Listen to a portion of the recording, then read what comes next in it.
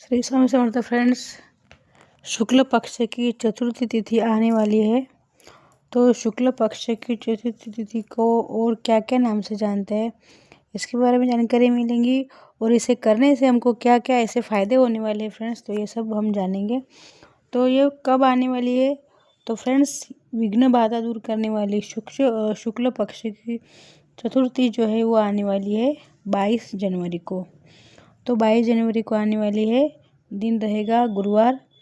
चतुर्थी जो होती है विघ्न बाधा शुक्ल पक्ष की होने से कारण इसको विनायक चतुर्थी कहते हैं। तो इस पे सरल और सहज तरीका से इसको तिलकुट चतुर्थी भी कहते हैं। मतलब क्यों, तो इस दिन तिल को कूट के पीस के गणेश जी को भोग लगाया जाता है।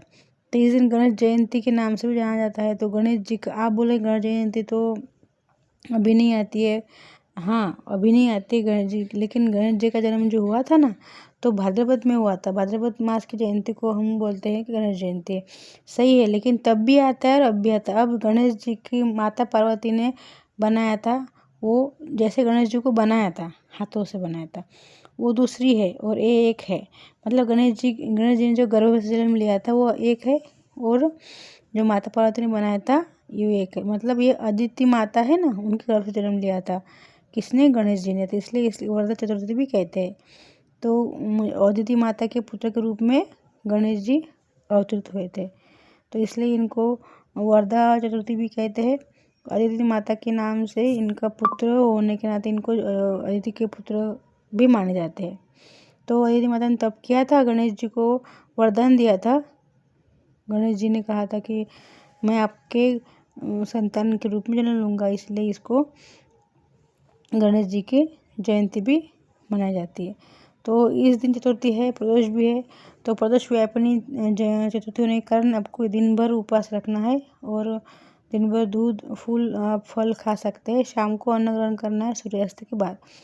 तो इस चतुर्थी को दोपहर में भी पूजन किया जाता है और शाम को भी किया जाता है। तो पूजा कैसे करनी है, तो गणपति जी को गणपति अथर्वशीर्ष से गुड़ के जल से स्नान कराना है, पूजन करना है, और दुर्वा भी चढ़ा सकते हैं आप। और नक्त व्रत मतलब शाम तक करना है, बिना लहसुन प्याज खाए एक समय कर लीजिए। और इससे करने के बाद ये आपको शाम को व्रत छोड़ देना है। तो मतलब मांसाहार ना करें और लहसुन प्याज ना खाए, बाकी आप सब कुछ खा सकते हैं शाम के समय में। इससे देवता अति प्रिय देवता को मतलब आप देवता के प्रिय बन जाते हो अगर चतुर्थी आप उपवास करते हो ना। तो कुंद के पुष्प जो होते हैं ना, उससे शिव जी की पूजा कर लीजिए, क्यों तो शिव जी का प्रदोष समय होता ही है, तब तो गणेश जी का भी और शिव जी का भी साथ में पूजन कर लीजिए। इससे लक्ष्मी की प्राप्ति होगी अगर आप साथ में दोनों की पूजा करेंगे तो। वरदा चतुर्थी कहते हैं इसके, क्योंकि वरदान देने वाली चतुर्थी मानी गई।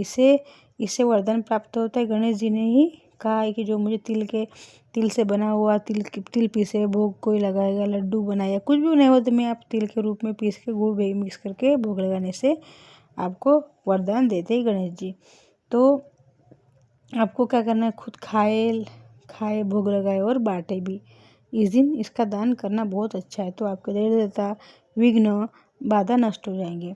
तो दोपहर में भी पूजा करनी है और आपको प्रदोष में पूजा करनी है। तो समय क्या है, तो 11:29 से लेकर आप 1:37 तक कर सकते हैं। ये दोपहर की पूजा है। फिर शाम को जब ऐसे कि सूर्य भगवान जैसे लालिमा छाती है ना आकाश में, सूर्य भगवान जाते जाते जो आते हैं ना प्रदोष समय, उसे वो समय में भी कर लीजिए। तो गणेश जी का स्नान कीजिए। और आपको फिर आप बोलेंगे पारना कैसे करना है, तो जो गणेश जी का आप स्नान करेंगे ना गुड़ के जल से, उसी जल से आप पारना कर लीजिए। इस तरह से है, फिर आप व्रत छोड़ दीजिए। तो सिंपल सीधे तरीका से फ्रेंड्स, कुछ उसमें बहुत ताम झाम नहीं है, अवश्य कीजिए। जानकारी कैसी लगी तो कमेंट में बताइए। श्री स्वामी समर्थ फ्रेंड्स, मिलते हैं नेक्स्ट वीडियो में। अभी आने वाली है हमारी जैसे आप सबको पता है वैलेंटाइन डे लोग मनाते, लेकिन हमारे भारत में सबसे पहले हम लोग वसंत पंचमी मनाते थे, पता है। तो ये हम वसंत पंचमी ही ऐसे कहा जाता है, वसंत पंचमी से ही हमारा जैसे वो लोग अंग्रेजी लोग मनाते हैं ना वैलेंटाइन, ये हमारा वैलेंटाइन होता है।